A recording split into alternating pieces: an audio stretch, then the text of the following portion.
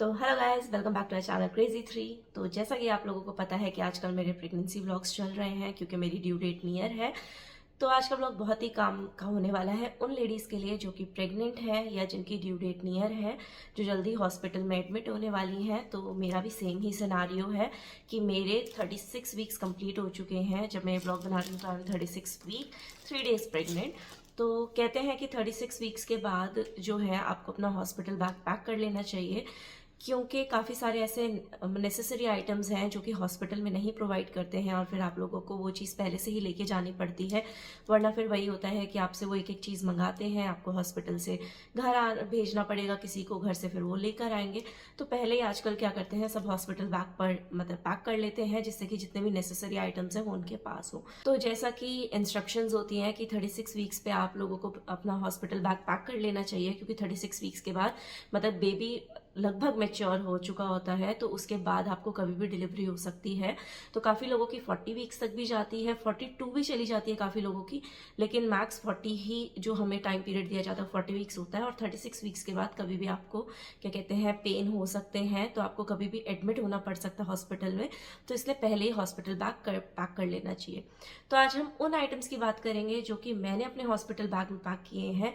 तो अगर कोई कमी लगे तो आप लोग मुझे बताना, मेंशन कर देना नीचे कि कोई चीज़ ऐसी हो जो मैंने मिस की हो, क्योंकि मैं भी फर्स्ट टाइम मॉम हूँ। मैंने भी वीडियोस देखकर इंस्टा पे, यूट्यूब पे तो ये चीज़ें निकाली हैं कि क्या क्या आपके नेसेसरी आइटम्स होते हैं। तो वो आइटम्स मैंने अपने बैग में पैक किए हैं। तो मैं वो सारे आइटम्स मंगा चुकी हूँ। 90 या 80% आइटम्स तो मेरे गोद भराई में ही आ गए थे, क्योंकि सबने मुझसे पूछ पूछ के ही दिया था कि आपको क्या क्या चाहिए। तो इस वजह से 80% तो मेरे लगभग वहीं से आ गए थे, 20% मैंने मंगा लिए। तो चलो स्टार्ट करते हैं कि बेबीज़ के लिए क्या चाहिए और मॉम्स के लिए, न्यू मॉमीज़ के लिए क्या चाहिए, क्योंकि दोनों की रिक्वायरमेंट है। तो सबसे पहले हम शुरू करेंगे बेबीज से। तो सबसे पहले होता है बेबी के, जो आप लोगों को बेबी के कपड़े मांगे जाएंगे। तो हमारे यहाँ पे रिवाज है कि जब तक बेबी छठी मतलब छठवां दिन नहीं हो जाता तब तक वो पुराने कपड़े पहनता है।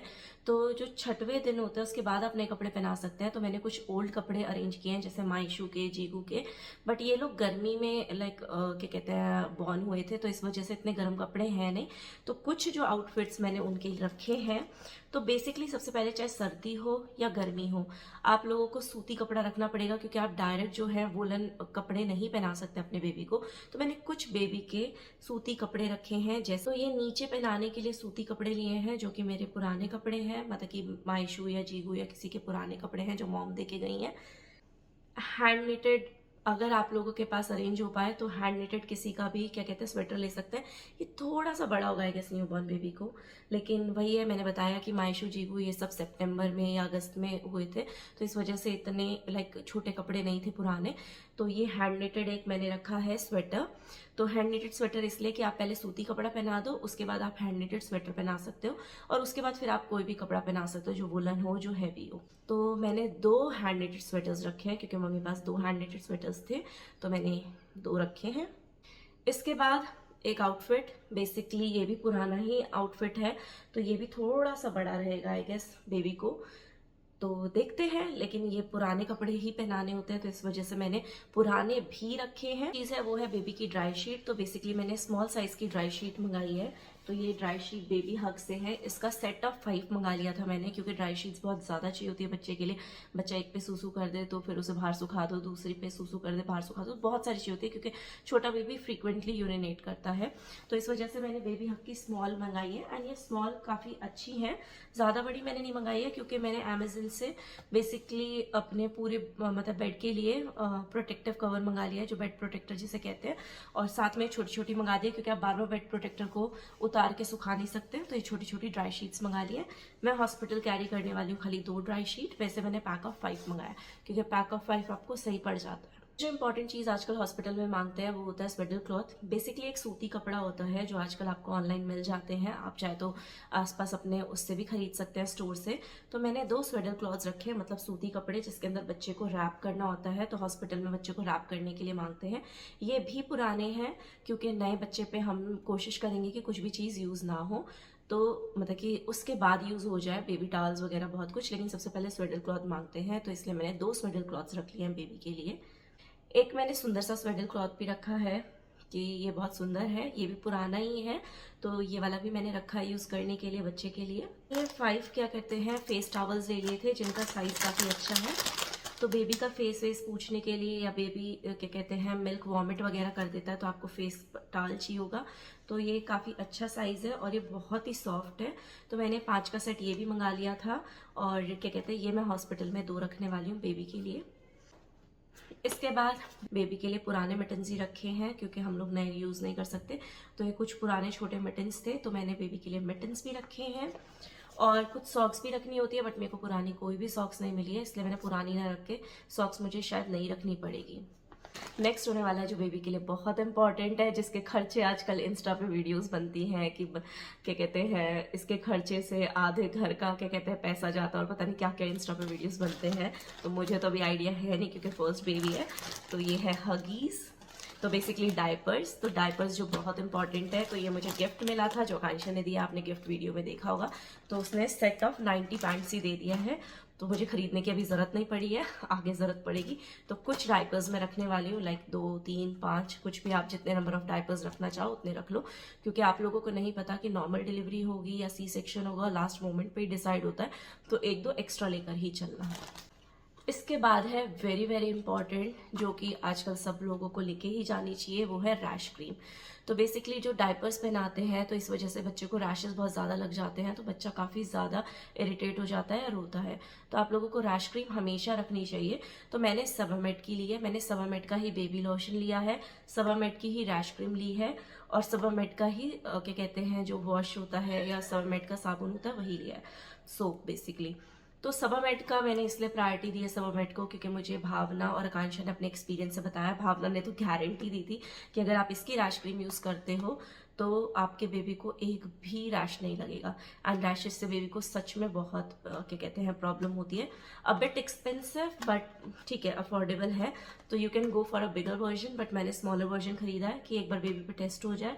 हर बेबी की स्किन अलग होती है, अगर उसे सही लगता है, और सबसे बड़ी बात ये कैरी करने में ईजी, अगर आप बड़ी बॉटल खरीदते हैं तो हॉस्पिटल में मैं कैरी नहीं कर पाती, तो इसलिए मैंने छोटी बॉटल ही कैरी की है। सबसे मैंने होम कमिंग आउटफिट भी रखा है।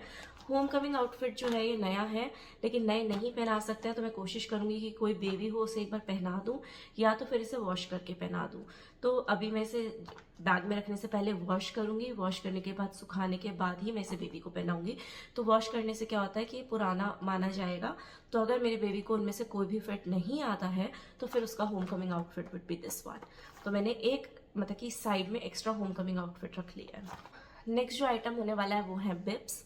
तो मैंने सेट ऑफ 5 बिब्स मंगा लिया था, मैं हर चीज़ सेट में ही मंगा रही हूँ क्योंकि ये ऐसे आइटम्स है जो मैं सेट में मंगा रही हूँ जो कि आपको ज़रूरत पड़ेंगे ही पड़ेंगे। आज आप एक मंगा लो फिर दोबारा मंगाना पड़ेगा, एंड सेट ऑफ 5 आपको थोड़ा सा बेटर पड़ जाता है, इसलिए मैंने सेट ऑफ 5 बिब्स मंगा लिए थे।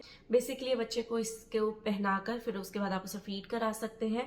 अगर बच्चा बर्प करने के बाद थोड़ा वॉमिट वगैरह कर जाता है तो इसी के ऊपर होता है, फिर आप इसे क्या कहते हैं वॉश कर सकते हैं, तो इससे बच्चे का आउटफिट खराब नहीं होगा, उसको बार बार साफ करने की जरूरत नहीं पड़ेगी, और अगर आप उसे गीला ही नहीं करेंगे तो उसे ठंड भी नहीं लगेगी, तो इसलिए बिब्स आजकल सब हॉस्पिटल में मांग लेते हैं। तो नेक्स्ट है मेरे पास ये बेबी रैप जिसके अंदर जिप है, आप इसे बच्चे को अच्छे से रैप कर सकते हैं। ठंड का मौसम है, ये बहुत सॉफ्ट है, तो ठंड के मौसम में आपको बच्चे को रैप करके ही लाना पड़ेगा। तो ये मैंने एक बेबी रैप भी रखा है कि आउटफिट के ऊपर उसे बेबी को रैप करके आप अच्छे से उसे दबा दबो के ला सकते हैं, क्योंकि बाहर बहुत ठंड है इस वक्त।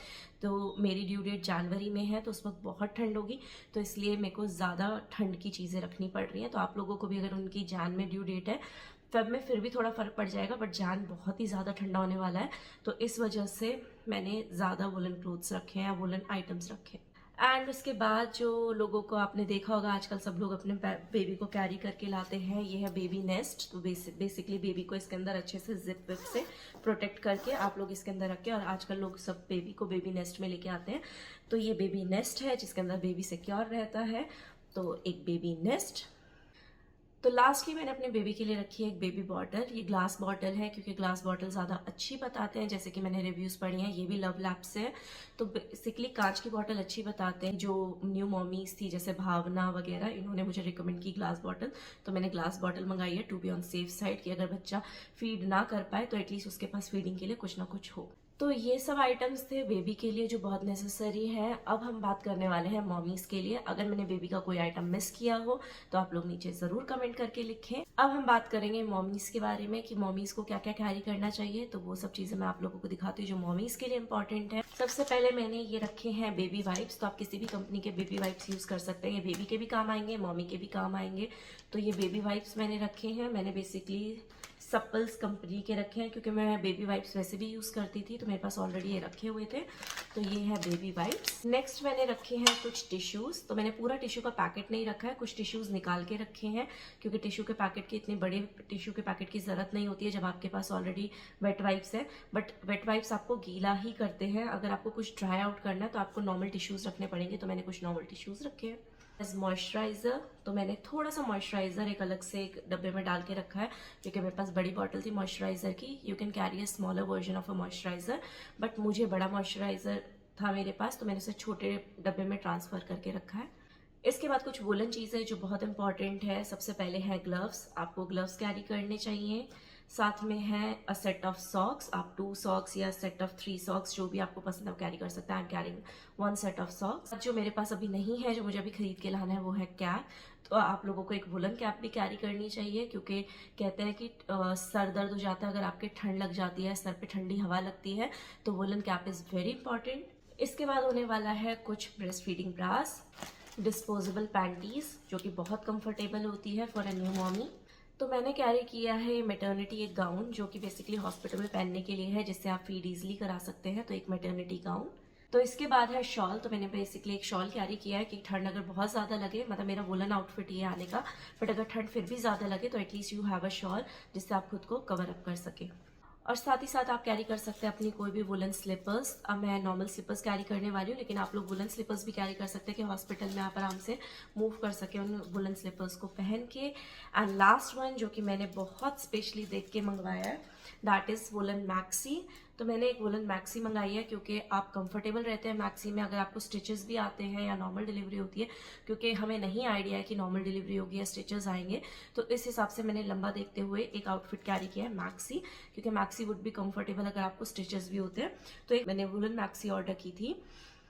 एंड प्लस इंसिडेंटली बेबी के आउटफिट का कलर मेरे मैक्सी का आउटफिट कलर सेम है, तो हमारा कोइंसिडेंटली मैच हो गया।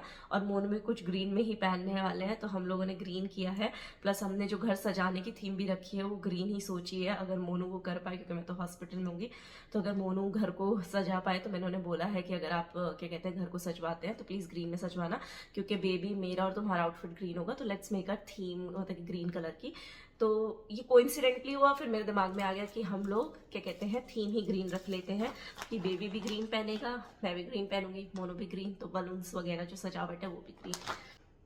इसके बाद जो कुछ आइटम्स हैं जो आप लोग कैरी कर सकते हैं वो है टॉयलेटरीज। बेसिकली आप लोगों को अगर ब्रश वगैरह कैरी करनी है आप ब्रश कैरी कर सकते हैं, आप कॉम कैरी कर सकते हैं, आप लिपस्टिक वगैरह के अगर शौकीन हैं तो आप लिपस्टिक वगैरह भी कैरी कर सकते हैं। तो बेसिकली ये जो फ्यू आइटम्स है, या स्मॉल मिरर कैरी कर सकते हैं, क्योंकि उस वक्त आपके क्या हालत होंगे मैं खुद नहीं जानती, मेरे क्या हालत होंगे मैं खुद नहीं जानती। तो मेरे को तो ये लग रहा है कि यार अगर ऑपरेशन होता है तो क्या मैं ब्रश भी कर पाऊंगी, खुद से खड़ी भी हो पाऊंगी, तो मुझे नहीं पता। तो to be on safe side मैं रख लूँगी, जैसा कि लोग लिखते हैं कि आपको टॉयलेटरीज वगैरह, कॉम, मिरर, स्मॉल मिरर, ये सब आप कैरी कर सकते हैं अपने साथ। तो देखते हैं उस वक्त क्या हालात होते हैं, क्योंकि मेरी एक टॉपिक प्रेगनेंसी थी, जो लोग मुझे फॉलो करते हैं उन्हें पता ही है। तो मुझे याद है कि उसके अंदर एक टॉपिक प्रेगनेंसी में मेरे को टाँके जो आए थे तो बहुत पेनफुल थे।